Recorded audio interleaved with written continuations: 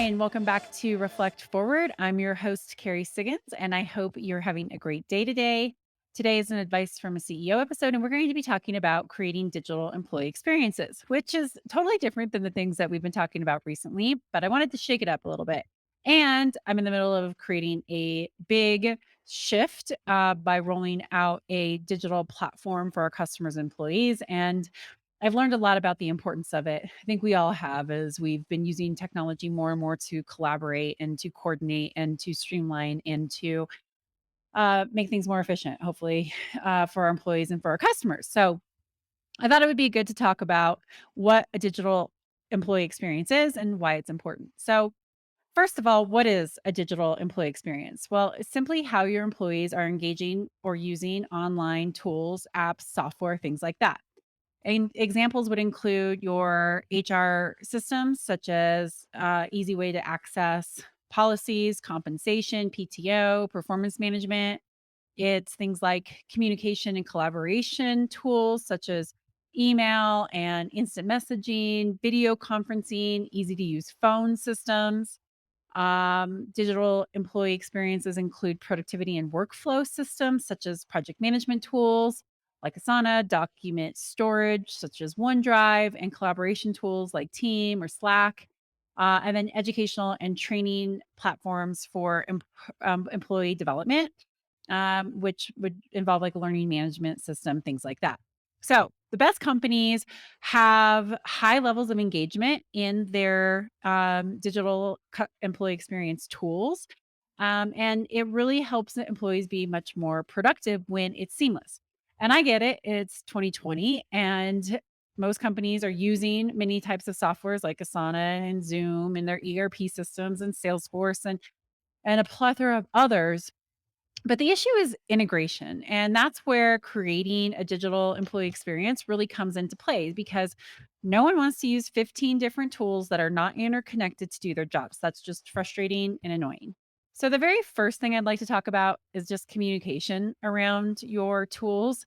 I think a lot of companies implement these different platforms trying to solve problems, but they forget how to tie it all together for employees. So, at Stone Age, when we went to a remote workforce, hybrid workforce during the pandemic, we started instituting all different kinds of tools that we hadn't used before, and people were wondering, how do I use these? And this is primarily around collaboration, but there was a lot of confusion about when do I use Teams? When do I use Asana? When do I use OneDrive? When do I use Salesforce?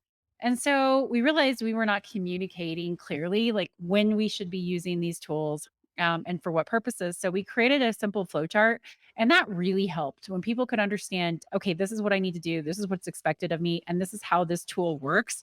It really helps streamline, and there was much broader adoption of the tools. So communication, communication, communication. Help tie it all together for your employees so that they understand how to use the software and when to use the software and the digital tools so that it's seamless and less frustrating. So seamless. That's what I want to talk about next. So that's really important with creating a good digital employee experience. We expect seamless technology, seamless apps in our life. Like think about the iPhone, right? In the way that Apple coordinates and ties everything together. It makes it so easy, and it's something that we're coming to expect. I mean, I just use my phone to pay for everything. It's all integrated, it's all very simple and elegant to use. There's lots of other systems out there that are the same way, and we really come to expect it. And we have to create those same types of seamless experiences in our employee digital experiences as well. If it's too hard for your employees to access information or to use the technology tools that you provide, they'll get frustrated and it will negatively impact their jobs and their overall work experience, which is the opposite of what we're trying to go for in these employee centric companies that we're trying to create nowadays. And when a company's technology is really well integrated, there's a 5 times greater likelihood that they have better engagement. And there's a 47% lower chance of attrition. And this is all according to the OC Tanner's 2021 Global Culture Report. It matters. 5 times higher engagement when it's seamlessly tied together, and a 47% lower chance of attrition. That's really big numbers. So this is something that's really important for leaders to be thinking about. The role of technology cannot be overstated when it comes to creating a connected and tied out and aligned workforce, especially as our employees are more and more dispersed, as we continue to go through this work from home and hybrid workplace experiment that we're going through. So, I really recommend that as you're thinking about creating this experience for your employees, you need to personalize it, you need to integrate it, you need to think about how easy it is to use. And the good news is that your employees feel really good about this. According to that same survey by the OC Tanner Group, 77% of the employees surveyed believe that advanced technology is going to improve their work experience. Even if it means that it's changing their jobs, or even if it means it gets rid of some jobs, people are expecting technology to make their lives better. So your employees are asking for this, even if you do have to go through some change management process when you're instituting these new digital tools. So these tools will really do a good job of creating a greater connection within your organization and helping your employees communicate and collaborate better. It's really worth the effort to do, to think about, to be very intentional about. So, how do you go about creating a digital employee experience? Well, according to an article published by the Academy to Innovate HR, they suggest the following steps, and I agree with them completely. So, one, start with the end game in mind. Know where you want to go. My favorite quote, Alice in Wonderland: if you don't know where you're going, any path will get you there. You need to know what you are trying to achieve as you create this digital employee experience. Number 2, define what you want to achieve. I think that's the next step, important step. And you need to make sure that it's actually achievable. If you have this huge vision and if you don't break it down into what you're going to achieve in phase 1, phase 2, phase 3, you're never going to get done and you're going to just cause more frustration. Number 3, communicate your vision. This is really important. Here's why we are bringing on this technology. Here is how we're going to use it. Here's what's expected. Here's how we're going to train you. Here's the vision of where we're going to go and how we're going to get there. The fourth step is enable a cross-functional team. And this is important. It can't just be IT, right? I believe the IT department is going to be dead. There's going to be technologists in every department because we have to move faster. The days of a 2-year implementation are over. Technologies change by the time you get something implemented. We're going to have to be fast. So you're going to need a cross departmental, cross functional team to really help you define what your needs are, do the research, and implement, integrate, and train. Number 5, research and choose the technology. The discovery process is really important. I've made several mistakes in selecting software too quickly, and I've regretted it. And so we've established a much more disciplined process of evaluating which software tools we're going to be implementing, and it's really helped a lot. So researching and having a rigorous process for selection is really important. Number 6, I talked about this a little bit before. Do not expect to transform everything at once. It's just not going to happen. We started with collaboration tools. Then we went to creating virtual demos and sales tools for our customers and sales team to be able to interact virtually. And now we're creating this next level of a digital customer experience and tying that into what it's going to look like for our employees. We just took one bite at a time as we've been going through this evolution. So pick what's most important to you and get that done and then iterate to the next thing, to the next thing, to the next thing. 7, provide sufficient training. That's really important. Everybody needs to know how to use these tools.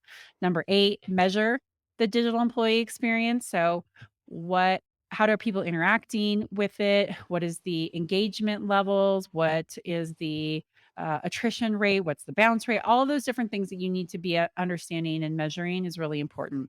And then finally, work on improvements. You're going to constantly take those metrics and that feedback that you're getting as you're measuring how your employees are engaging, using, and enjoying using the digital tools. And then you're going to constantly improve. So I think those 9 steps are really great. I'm going to include them in the show notes for this episode on my website. So if you want to go back and look at that and read the article from the Academy to Innovate HR, it'll all be there. So I really agree with these steps. It's actually exactly what we just did as we were selecting the platform we're going to be using for our digital customer experience, and having a rigorous method to go through the process is really important. So I am, there's obviously a lot of details and a lot of steps that go into those 9 steps, but I think that that simply lays it out for you, and it's an easy way to start to line out how you're going to build a roadmap to develop this employee experience. So, like I said, getting ready to roll out well, we're just in the very beginning stages, I should say, of building out this digital customer experience, and we're really excited about it. To wrap things up, I think just in my experience, the hardest thing to wrap your head around as a leader is just exactly how much many resources this is going to take to get done. I think we always underestimate how long it's going to take, how many resources you're going to need, and how much it's going to cost. And then we get disappointed. Scope creep will always happen no matter how disciplined you are. Something's going to come up and surprise you. And so I think you just need to have the expectation that it's going to be expensive, and it's going to take, I should say, it's gonna be more expensive than you're anticipating, it's gonna take longer, and you really need to try to resource it right. And I don't know of one company who's ever over-resourced a software implementation, a digital tool implementation. We always try to do it with the bare minimum because we have the rest of our work to do too. And I think you're just always going to fall short in that area. And if you don't, you're amazing, and I wish I was you. But we have limited resources being a relatively small company, and we can only to give so much to certain projects, and so we always have to make do. So I think that's just something to wrap your head around, try to wrap your head around, and don't get frustrated with your team when they come to you and say, "Hey, here's a roadblock." It's going to happen as you implement these types of technologies, but it's so important. I think that creating a great digital experience for your employees is the way of the future. It's going to be how you attract and retain talent, and it's going to be what's expected. So, all right. Well, hopefully that was useful, a little something different for today. Now on to my question of the week, which comes from an old friend who reached out to me on Facebook after reading some of my articles on Forbes and said, "Carrie, I am in a rut at work. What should I do? I cannot get out of it." And I get it. It is hard to be motivated and driven all of the time, especially in today when the world is so volatile and stressful and there's so much uncertainty and there's so many issues. Like, I feel horrible for my supply chain team and production coordination team. They're just constantly dealing with stress, and burnout is real. And I'm sure that it's hard to get up and get motivated every day when you know that there's just going to be another problem that you have to face. But we have to. We have to get through it. We have to figure out how to re-energize ourselves when things get tough and when you're like, I don't really want to do this today or maybe anymore. So, the advice that I gave her is first, do some self reflection and some self exploration. Ask yourself some questions. Why did I choose this career? What did I love about it? What used to motivate me? What made me excited about my job?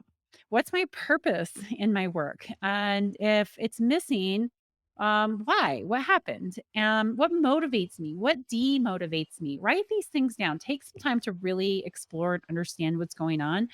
You might just get some answers by asking yourself these questions and actually writing out the answers and read through them. Maybe talk to a close friend or somebody who knows you well, your partner, and see if you can pinpoint. Really, did you are you burned out? Are you ready for something new, or is it just the stress of the job? And you've been grinding for a while and you really do still love what you do, you just need a break. So I think having that understanding will be important for whatever decision you make on ways to re-energize yourself. So that's always the first thing I do is ask myself, why am I feeling this way? And really try to dig it out and understand it. And even if you don't know for sure, try. It could be XYZ. It could be these things. I find that when you put it on paper and you start to label it, it does help you understand it a little bit better, even if you're unsure in the moment. Once you have that list, then ask yourself, what are two things I can start doing right now to make it better based on what I just found out in the self exploration? And what are two things that I can stop doing? And I think that stop doing is really important. And a lot of times we just have too much on our plate. So I'm going to stop doing this and see if that helps make you feel a little bit less overwhelmed. So that's kind of the first step. The second thing is take a few days off. It is okay to take a few days off and to say, I got to just go decompress. I need to get away from my work for a little bit because me sitting here being de energized and demotivated isn't helping things and it isn't actually getting things done.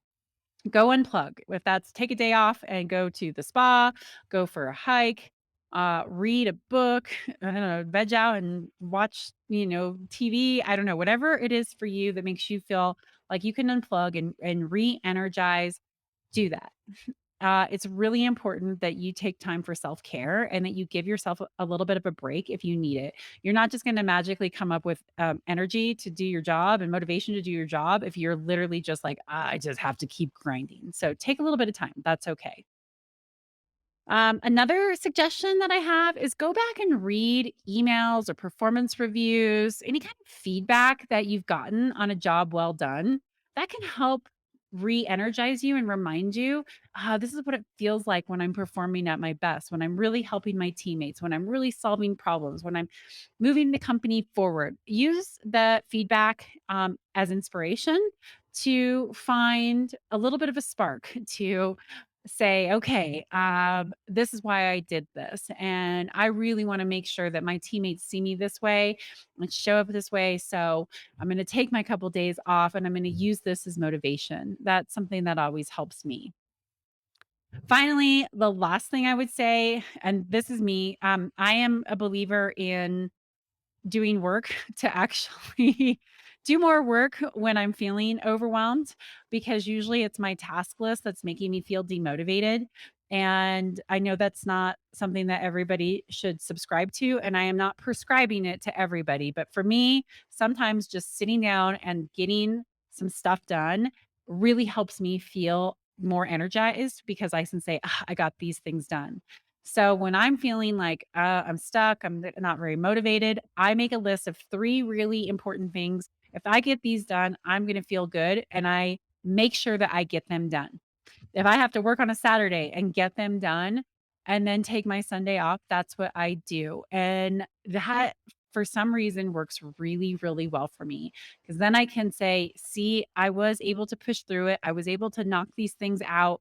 And now I'm not going to put so much pressure on myself to feel like, oh, I don't really want to do this because I just knocked it out. So those are some of the tips that I have for helping yourself feel re-energized. Go for a walk. I just read an article, I can't remember, I think on CNN, that said there really is it only takes a tiny little bit of exercise to help with depression. I really recommend that if you're feeling de-energized and demotivated, go out for a walk, go out for a run, do something that's physical. It's amazing what those endorphins can do to help us feel a little bit more motivated and energized and better about ourselves. So be kind to yourself in this process. We all lose our mojo from time to time. Everything ebbs and flows in life. Sometimes we are on it and sometimes we are not. And that is okay. It's impossible to be on 100% of the time. So just remember that this too shall pass and stay focused on the long game. Understand where these feelings are coming from. Give yourself a little bit of a break. Try some different things to see if it can help you get a little bit re-energized. And if you can't, then maybe it's time for a new role. And I know that can be scary for people looking at how they want to put themselves out there, but I know when I was in a huge rut in Austin and making really poor choices, and part of it was because I was really unhappy and demotivated in my job, making a change and leaving that role and trying something different was a game changer.